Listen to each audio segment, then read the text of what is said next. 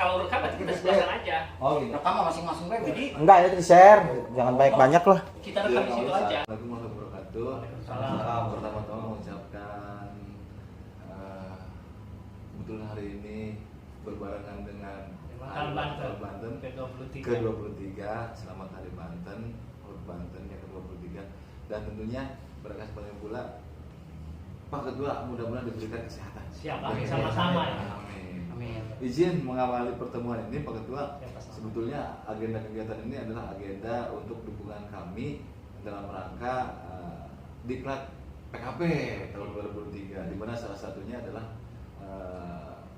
bahwa teman-teman yang mengusung judul RAP itu harus mendapatkan dukungan stakeholder terkait, terutama Komisi 5, karena memang memiliki peranan penting kaitan dengan RAP yang Ini angkatan berapa? Angkatan Ini 11. angkatan 11. Angkatan 11. Diklat PKP. Diklat PKP angkatan 11. Karena memang tema besarnya yaitu terkait dengan peran kemiskinan, kemudian mendorong investasi, penggunaan produk dalam negeri, kemudian inflasi, investasi, tema besar untuk Tema besarnya pertama tadi berkaitan dengan penanganan kemiskinan ekstrim, RB tematik berdampak istilahnya. Oke, kemiskinan ya. Kemiskinan ekstrim, Oke. Investasi, Iya. inflasi, Dan digitalisasi Digitalisasi. Oke, digitalisasi, stunting, Ini poin besarnya. poin ya. besarnya itu. Oke. Sehingga memang sinergi dengan tugas kita dan tentunya sangat berkaitan erat dengan tupoksi juga di Komisi 5 dalam mewujudkan RB tematik tersebut. Langsung saja Pak, saya Oke, Selamat Triadi dari Dinas Baik. Sosial yang Oke. memperkenalkan. Terima kasih Pak Simon, terima kasih Pak Ketua, terima kasih atas waktunya Pak. Saya Widianto Pak dari Dinsos Banten Pak Ketua. Sebenarnya ini bukan hal yang baru Pak Ketua. Beberapa tahun lalu juga sempat beberapa diskusi dengan Pak Ketua, bahkan di beberapa forum Pak Ketua juga sempat memberikan dukungan karena ada amanat Perda yang mandatori Perda 8 2014 ya, pasal 10 itu untuk tata cara pengumpulan sumbangan itu Pak Ketua. Jadi saya rencananya RAP itu kajian tentang efektivitas tata cara permohonan izin, penerbitan dan penggunaan sumbangan dari masyarakat. Oke. Nah, di Dinsos nanti saya dorong ini seperti kajian kajian akademisnya gitu. Karena rupanya Pak Ketua untuk mendorong sebuah pergub juga sekarang ini metodenya harus ada kajiannya. Iya betul. Makanya ini mudah-mudahan RAP ini sebagai bentuk kajian untuk mendorong ke pergub itu di tahun depan begitu. Oke. Memberikan penguatan biar pergub itu mau pimpinan kita ini untuk menerbitkan pergub itu. Sebenarnya udah mandatori Perda sebenarnya kan, tidak ada alasan untuk menolak gitu untuk pergub tersebut, cuman dan langkahnya juga sudah saya tempuh untuk masuk ke program prioritas penyusunan peraturan kepala daerah. Saya sudah coba usulkan juga ini Pak, untuk masuk ke program prioritas itu. Mudah-mudahan nanti RAP saya ini bisa semacam selain menjadikan petunjuk teknis seperti teknis Dinsos, melakukan kajian penerbitan izin itu untuk jadi rekomendasi PTSP. Jadi pengumpulan sumbangan masyarakat. Nah, dalam hal menangani kesejahteraan sosial di Provinsi Banten, baik tadi masalah kemiskinan, bagaimana kita meningkatkan taraf hidup, meningkatkan kesejahteraan masyarakat. Kalau kita hanya mengandalkan dari APBD yang cukup terbatas, maka daya penanganannya, daya mungkin dan daya penanganannya tidak begitu maksimal. Saya katakan di awal tadi bahwa dalam pembangunan peningkatan visi mewujudkan Banten yang maju mandiri kan harus membutuhkan oleh semua pihak. Dan yang paling bagus adalah bagaimana masyarakat di Provinsi Banten semua ikut tergerak mengambil bagian. Nah, itu. Apalagi kita misalnya dikenal dengan provinsi yang agamis gitu ya, religius gitu kan. Dan tentu kan orang yang religi itu kan punya nilai sosial yang tinggi. Nah, di sisi lain sense of crisisnya, sense of belongingnya dan rasa kepeduliannya kan tinggi kan itu berkorelasi kan itu. Nah, di sisi lain bahwa kita punya tantangan kemiskinan tadi, berbagai macam misalnya kasus gitu kan. Nah, kalau kita mengandalkan APBD kan berbagai macam keterbatasan, baik dari keterbatasan angka maupun keterbatasan prosedur pengalokasian. Iya. Karena APBD itu kan harus ada nomenklaturnya, Betul, harus betul. ada hal-hal yang lain. Kalau Betul. tidak sesuai nanti akan menjadi temuan. Betul. Iya. Tetapi kalau sebetulnya ada beberapa pengumpulan partisipasi atau sumbangan dari masyarakat. Kemudian misalnya pemanfaatan zakat untuk Betul. kesejahteraan umat. Betul. Kemarin saya terima Basnas untuk Basnas dan di sini. Bagaimana kita memanfaatkan menggali potensi ini untuk meningkatkan potensi zakat Ya, tinggi. sangat tinggi. Tapi sekarang potensinya sangat tinggi, tapi realisasinya masih Ya, sangat rendah kalau pas. Nah, kalau ini kita misalnya perkuat, maka dana zakat yang terkumpul ini bisa akan semakin besar untuk kesejahteraan. Betul. Dan yang berikutnya adalah CSR. Ya, saya berusaha. Nah, CSR berurusan. Oh, kan ini ditengah oleh forum CSR. Ini ditengah oleh misalnya oleh Las, PT. lembaga penjelasan. Nah, kemudian kita beralih pada Filantropinya. pengumpulan sumbangan masyarakat yang tadi yang harus terkoordinir dengan baik yang ada di Dinsos. Nah, Betul. cuma di sisi lain saya sangat setuju tidak ada pergubnya sehingga tidak terjadi penyalahgunaan. Betul. Bayangkan misalnya ketika ada kejadian kebencanaan Betul. dengan semua orang di Harus pinggir nyumbang. jalan, dengan di pinggir jalan dengan Minta sumbangan. segala macam, kita nggak tahu Apakah betul? betul penyalurannya kemana. Baik misalnya sumbangan barang maupun sumbangan uang. Betul. Nah, sangat saya setuju dan ada juga perintah Perda bahwa dibutuhkan peraturan teknisnya Ya. untuk mengkoordinir ini dengan baik. Ada sumbangan masyarakat yang niatnya membantu sesama melalui jalur ini dan bagaimana bisa langsung kepada tepat sasaran. Betul. Nah, ini berkaitan dengan itu karena tadi ini salah satu kekuatan juga berkaitan sumbangan partisipasi masyarakat berkaitan dengan sumbangan yang dikumpulkan masyarakat dan jangan sampai terjadi ada penyelewengan atau kesalahan penggunaan. Dan berikutnya adalah berkaitan dengan pengumpulan bantuan baik dana maupun barang ini. Contohnya ketika banjir. Nah, kalau sudah ada kita punya SOP-nya, sehingga barang yang dikumpulkan itu tidak hanya menumpuk saja Betul. dan tidak bisa termanfaatkan. Betul. Nah, itu kadang. Betul. Karena sering itu terjadi. Iya, betul. Sedangkan yang dibutuhkan misalnya selimut, dibutuhkan misalnya apa itu namanya peralatan mandi misal, tapi yang dikumpulkan adalah Pakaian. misalnya pakaian bekas. Akhirnya itu menjadi permasalahan sendiri. Iya, timbul Kadang permasalahan ini lagi. kasus yang kemarin tsunami itu jadi momen Pak, momen pembuangan sampah pakaian bekas. Nah, itu yang jadi Tsunami kemarin Nah, jadi kan begitu akhirnya. jadi ya tadi kepedulian ini, Betul. tetapi harus kepedulian yang tepat sasaran. Betul. Jadi untuk keteraturan ini ya harus ada Regulasi. regulasi, yang mengaturnya. ya peraturan. Apalagi sudah ada payung hukum perdanya yang harus segera kita dorong. Nah, tadi sudah kita singgung masalah kemiskinan, sudah kita singgung berkaitan dengan kewirausahaan, sudah kita singgung berkaitan kekerasan, sudah digitalisasi, sudah kita singgung berkaitan dengan tadi bagaimana peran partisipasi masyarakat. Nah, permasalahan berikutnya yang di kita ini adalah termasuk tadi saya sudah menyinggung sebelumnya adalah pemanfaatan teknologi yang erat Betul. kaitannya dengan Betul. Call center ya. Call center. dan juga pengumpulan ini Uang, ya. ya, Ini, digital. itu Iya, juga betul. bagaimana Betul. digitalisasi juga termasuk di Paslama juga Betul. bagaimana memanfaatkan teknologi untuk meningkatkan produktivitas di vokasi Iya, tadi. dan Tidak- pemberdayaan masyarakat. Tidak hanya semata-mata misalnya berlatih di kelas. klasikal gitu. Klasikal bisa dengan YouTube, YouTube. semua ada di E-learning sini. lah, E-learning. Bisa memanfaatkan dengan itu berkaitan dengan Metaverse emang penting kan sekarang. Betul. dunia metaverse. Iya. Industri 4.0 itu kan dunia metaverse, Iya. dunia digital, dunia Internet of Things, artificial intelligence, AI, kecerdasan buatan. Iya. Betul. Bahkan itu AI. tugas kita bisa digantikan sama robot. Oh sudah, Jadi sudah tinggal ngomong udah jadi.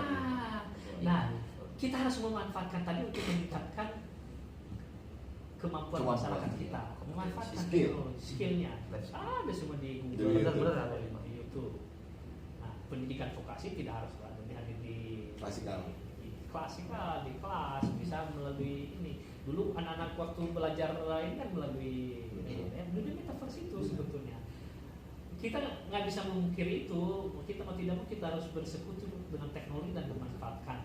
Nah, itu berkaitan dengan digitalisasi. Nah, berkaitan dengan stunting. Semuanya kan erat juga ini. Betul. Semua pengumpulan saya bisa memanfaatkan untuk menangani stunting, kekerasan perempuan dan anak bisa menimbulkan stunting, kekerasan terhadap anak 1000 hari pertama kehidupan. Kalau anak yang masih dalam 1000 hari pertama mendapatkan kekerasan, tidak psikis maupun apa, ibunya yang lagi hamil di segala macam. Itu Pengaruh. mengganggu masa depan anak-anak kita kalau stunting, bagaimana mati ke depan? itu dampaknya panjang. Oh, dampak. Yang stunting itu bagaimana bisa menjadi tentara, bagaimana Nggak menjadi bisa. pendek, bagaimana Betul. bisa menjadi ASN, menjadi dokter, IQ-nya Kemampuan jongkok, berpikirnya. kemampuan berpikirnya, kemampuan kognitifnya jadi rendah. Nah, ini PR besar dan ini kan target juga. Semua erat kaitannya dengan berkaitan tadi. Nah, kita semua bisa berperan serta dalam menurunkan stunting. Tadi baik pengumpulan peran serta masyarakat, bagaimana mengintervensi misalnya, dan terkumpul itu bisa menggunakan untuk pos gizi misalnya, membeli makanan sehat segala macam itu kan. Itu kemudian tadi saya selain daripada stunting ini juga kan khususnya yang rentan keluarga yang kurang mampu tadi. ekstrim tuh loh. Baru bapak terus tuh. Nah makanya tadi keluarganya, bapak ibunya ini harus diintervensi sehingga anak yang lahir bukan menjadi anak yang stunting tadi. Bagaimana mengintervensinya ya harus diberikan pelatihan keterampilan. Nah, bagaimana tadi kepedulian terhadap kekerasan tadi, ini semuanya kita berperan serta dalam fenomena stunting. Nah, inflasi, ini kan kenaikan harga-harga barang kebutuhan pokok. Tadi katakan pertumbuhan ekonomi. Nah, saya mendorong pertumbuhan ekonomi bukan hanya pertumbuhan ekonomi semata, tapi pertumbuhan ekonomi yang berkualitas. Artinya ada pertumbuhan ekonomi, tetapi inflasinya tidak mengikuti pertumbuhan itu. Karena biasanya angka pertumbuhan ekonomi, inflasi juga meningkat. Nah, tetapi yang berkualitas itu ekonomi naik, tapi harga penaikan harga barang tidak signifikan. Tapi memang ada kenaikan. Ini kan ada pertumbuhan. Tetapi kalau yang berkualitas itu inflasi itu harus terkontrol. Nah, ini sangat berdampak juga terhadap kemiskinan. Itu sangat berdampak terhadap hal-hal berkaitan kesejahteraan. Berdampak juga dengan kekerasan. Kalau misalnya harga beras sekarang berapa? Apalagi masalah 15.000 yang kualitas bagus. Nah, kalau masalah tidak terpenuhi berat perut tadi potensi kekerasan rumah tangga meningkat. semakin meningkat gitu loh. Masih nggak stabil ya. Nah, kemudian investasi. Iya. Nah, investasi. Betul, mau kita membutuhkan investasi di Provinsi Banten dalam hal menambah pertumbuhan ekonomi, membuka lapangan pekerjaan. Tetapi investasi apa yang dibutuhkan di Provinsi Banten? Yang kita butuhkan adalah investasi yang padat karya, bukan yang padat modal. Betul, angka investasi kita tinggi, tapi tetapi modal itu Cilegonnya dimanfaatkan nggak oleh masyarakat Banten? dampaknya ya. Ada dampak signifikan dengan masyarakat Banten. Nah, investasi yang kita butuhkan di Banten ini adalah investasi padat karya. Kenapa? Karena angka pengangguran kita tinggi. Artinya harus ada peluang kerja investasi yang membuka lapangan kerja seluas-luasnya di Provinsi Banten. Itu yang pertama. Kemudian investasi yang kita butuhkan adalah investasi yang mengolah nilai tambah tadi. Hilirisasi tadi. Potensi pemanfaatan potensi yang Jadi bukan bahan mentah yang keluar Banten gitu, betul, tapi diolah. investasi itu mengolah itu yang kita butuhkan. Selain daripada menambah nilai tambah dan juga menambah pekerjaan yang berkaitan dengan sektor itu. Kalau sekarang yang padat modal itu bukan semakin, itu akan menimbulkan gap, kesenjangan. Artinya investasi itu hanya dinikmati oleh sekelompok orang. Oleh sekelompok orang. Nah, ingat bahwa salah satu tugas pemerintah adalah melakukan pemerataan ekonomi yang diukur dalam Gini rasio. Artinya bahwa pembangunan itu harus dirasakan seluruh masyarakat. Artinya investasi harus seluruh pembangunan. Lah, kalau padat modal, bagaimana kita bisa mengandalkan dirasakan masyarakat Banten? belum yang padat modal. Iya. Headquarternya kantor pusatnya ada di Jakarta. Jakarta. Pajaknya di sana. Pajak penghasilannya Di Jakarta. Iya. Ada di sini pabriknya, ada di sini Dampak infrastrukturnya. lingkungan. Mereka menggunakan infrastruktur yang ada di Provinsi Banten, tapi tidak dirasakan oleh Provinsi Banten. Benar secara keseluruhan, secara Indonesia, Betul. kita bersumbangsi. Tetapi yang pertanyaannya, apakah Lokalnya. dirasakan lokalnya masyarakat? Iya. Loh, gunakan jalannya Provinsi Banten, Ah. gunakan misalnya semua yang ada Di Provinsi. asetnya di Sarana provinsi prasarana. ini. Loh, pajaknya makanya kita dorong misalnya harus di konternya harus ada kantor pusatnya, harus ada di sini. Banyak. Dan yang bekerja di sini kita dorong adalah masyarakat Provinsi Betul. Banten. Kenapa? Selain dari Bukalapak pekerjaan dan juga tadi pajak penghasilan dari pekerja itu juga masuk di Provinsi Banten. Nah, kalau di Jakarta, Iya. kalau di Penguatan dari orang. Betul. makanya saya setuju investasi, tapi investasi dulu apa dulu yang kita dibutuhkan Provinsi Banten. Iya. Bukan berarti kita menonjolkan ke daerah, tidak, Iya. tapi kita punya tanggung jawab dalam memajukan Provinsi Banten. Mensejahterakan Provinsi Mensejahterakan Provinsi Banten itu tupoksi kita. Betul. Nah, investasi yang kita butuhkan adalah investasi yang dibutuhkan oleh Provinsi Banten. Yang pertama tadi saya katakan padat karya, kemudian yang menambah nilai Ya. tambah potensi yang ada di Provinsi Banten, baik dari sektor perikanan, baik sektor perkebunan, pertanian segala macam, itu butuh investasi di sana. Betul. Ini yang menjadi koreksi. Betul. Yang sehingga tadi keberatan pembangunan tadi dirasakan oleh masyarakat di seluruh masyarakat di Provinsi Banten. Kemanfaatan. Kemanfaatannya, yang sampai investasi dirasakan oleh sekelompok orang saja loh. Betul. Kita angka investasi kita meningkat, tapi sekelompok orang Betul. tidak ada dampak signifikan di Provinsi Banten. Atau secara teorinya trickle down effect, tetesan ke bawah gitu. Oh. Nah, tetesan ke bawah ini Ini kecil-kecil. itu baru juga dirasakan oleh masyarakat Betul. Banten. Iya. Nah, supaya tetesan ini besar, ya itu harus investasi yang sebenarnya oleh Provinsi Banten. Nah, ini yang kita dorong. Jangan semata-mata investasi. Contohnya yang terjadi di beberapa daerah kemarin di Indonesia. Akhirnya masyarakat yang termarginalkan tadi semakin terusuk. Iya. Dan di wilayah jangan sampai terjadi kita di Provinsi Banten. Jawa Tengah ya contoh bagus padat karya itu. Ya, Iya. Betul. Lu, Gap, terjadi gap. jadi orang yang jadi Yang miskin tambah terpuruk. Terpuruk. Nah, Kasian. dan Betul. kita butuh investasi yang memajukan Provinsi Banten. Betul. Bukan angka investasi yang kita butuh, tapi Dampak investasi investasi, yang berkualitas ya. dampaknya. Iya. Untuk masyarakat Banten. Untuk masyarakat Benefit impact kalau kata Pak Wali Kota Tangerang Betul. Selatan. Betul. Itu yang kita dibutuhkan di Provinsi Banten. Betul. Nah, Betul. inilah tentu kalau kami di DPRD kan masa tugasnya kan 5 tahunan. Betul. Dari 5 tahunan tentu melaksanakan tugas ini. Tapi kan rekan-rekan yang di ASN kan sampai pensiun. Dan saya punya keyakinan besar Banten ini akan menjadi tadi Banten yang maju, mandiri dan sejahtera seperti yang kita ceritakan oleh tokoh pendiri Provinsi Banten, yang bisa ini terwujud kolaborasi, kemudian good governance. Iya. Good governance ini adalah bagaimana birokrasi kita berorientasi dalam hal pelayanan masyarakat. Kita kan ditargetnya pelayanan prima ini kan. Pelayanan prima. Ada birokrasi yang terkungkung oleh aturan. Ya. Oh, karena ini maka saya tidak bisa begini.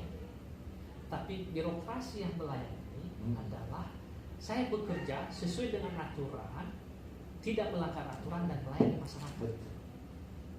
Oh, ini karena tidak ada ini maka saya tidak melakukan. Itu jangan, tidak seperti itu. Tetap kita berada pada rel yang benar, tapi jangan kita beralasan bahwa ini tidak ada aturan, ini tidak ada aturan. Nah, saya mengatakan itu yang sesungguhnya adalah bagaimana birokrasi, bagaimana di kita ini adalah birokrasi yang melayani masyarakat. Kita melakukan pengabdian. Saya contohnya di sana. Saya di Jawa Barat misalnya. Ini contohnya birokrasi yang melayani. Mereka bisa berinovasi tanpa harus tergantung pada sebuah anggaran. Bisa melakukan sesuatu, melakukan pekerjaan walaupun anggarannya tidak ada. Kemudian bisa melayani masyarakat bisa memberikan dampak kepada masyarakat, tanpa melihat ini tidak ada anggarannya, ini tidak ada, bisa melakukan sesuatu. Kan bantuan kepada masyarakat itu bukan hanya bantuan sekedar uang, tapi Betul. bantuan pemikiran, Betul. bantuan perhatian, bantuan menyapa, bantuan senyum. Betul. Makanya katakan kan Banten ini kategorikan provinsi yang tidak bahagia. Bagi Iya. Itu artinya kekurangan senyum. bahagia. Jadi ya kita harus rajin-rajin senyum, rajin-rajin menyapa itu tanpa melanggar kepentok sana Iya. sini. Nah, kita butuh sumber daya manusia SDM. kita yang punya Pemikiran revolusioner apa sih? ini Dan jiwa melayani masyarakat. Dan jiwa melayani. Tapi saya lihat itu selama saya lihat Ya bahkan itu lah dukungan dari kita komisi ya. Kalau ada dukungan kan mentah. Salah satu contoh misalnya tadi malam Heeh. saya ditelepon oleh seorang kepala sekolah Betul. di Tangerang. Pak, boleh saya minta tolong, minta bantu nggak Pak? Bisa hadir di sekolah besok ada visitasi dari asesor berkaitan dengan sekolah kami. Kalau saya berpikir sejarah birokrasi, buka kepala sekolah bersurat dulu kepada Iya, saya. betul. Aksinya begitu. Birokrasi ya, bersurat dulu kepada saya. Tengah malam kalau mandi dia bisa Iya. bersurat untuk saya bisa hadir besok. Betul. Itu kan tapi saya tidak mengatakan, Iya. oh ya saya besok jam 7 bangun, tapi Bu, saya setelahnya hanya saya sampai jam 8 kan saya sudah telepon. Oh ya Pak, apa-apa. Nanti jam 7, nanti Bapak jam 7 sampai jam 9 untuk pembukaan dengan asesornya dan mungkin Bapak diminta pendapat apa masukan gitu kan. Ya saya hadir Bu. Saya tidak terbatasi dengan birokrasi Iya. yang ada tadi. Saya tidak memposisikan diri saya sebagai ketua Komisi 5 yang harus bersurat untuk memanggil saya Iya. untuk mendatangkan mengundang saya di sekolah gitu kan. Itu contoh sederhana. Betul. Pagi tadi saya hadir di situ jam 7 saya datang dengan berbicara dengan asesor itu. Jam 8 saya keluar dan saya tepat waktu hadir di Paripurna itu. itu maksudnya salah satu contoh kecil itu. Bagaimana kita tidak dibatasi oleh birokrasi memberikan pelayanan yang terbaik. Sinandi nggak bersurat ya? Ini contoh pelayanan. Ini contoh. Kita bagian dari masyarakat. Terima kasih Pak. Iya. Sekat birokrasi itu bisa. Iya. Sekat birokrasi itu bisa. Cukup mungkin ya Pak Cukup. Ketua. Pak Ketua, terima kasih atas waktunya di sela-sela kesibukannya menerima kami dan semoga kita diberikan kekuatan, kemudahan untuk bagaimana cita-cita para pendiri Provinsi Banten ini terkabul, yaitu untuk bagaimana kita bersinergi terus optimal dalam penyelenggaraan kesejahteraan sosial. Amin. Nah juga masalah meminimalisasi kekerasan. Ya. Tapi semua berkaitan dengan kesejahteraan sosial. Ujung-ujungnya kemiskinan. Kemiskinan. Tapi saya percaya melalui pasangan para